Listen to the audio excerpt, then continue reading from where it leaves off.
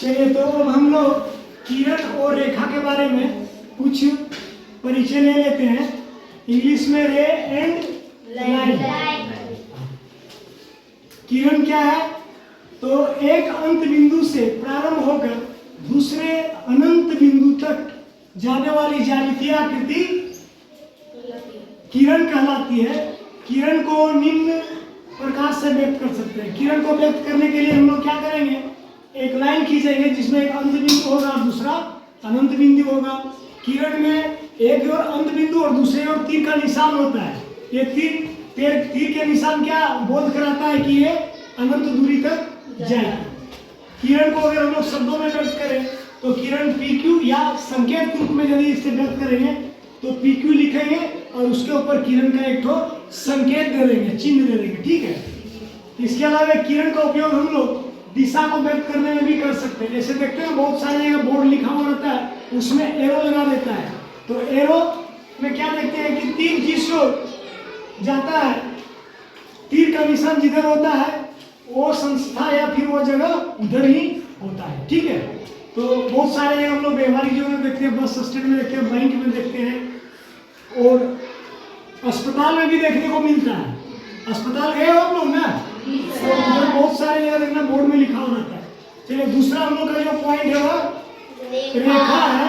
रेखा को इंग्लिश में लाइन कहते हैं। रेखा क्या है?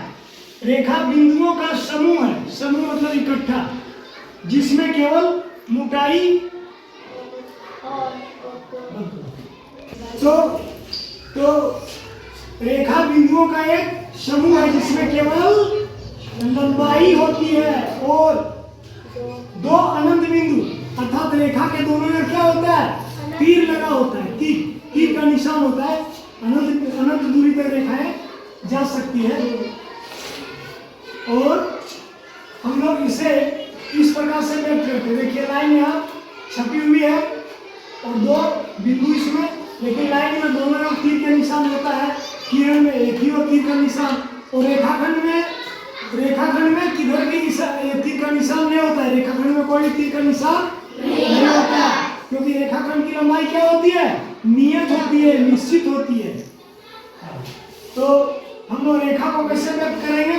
तो रेखा को व्यक्त देखिए, इसे रेखा AB या AB लिख देंगे, उसके ऊपर रेखा का संकेत अगर हम लोग दे देते हैं तो इसे रेखा पढ़ना पड़ेगा। ठीक है।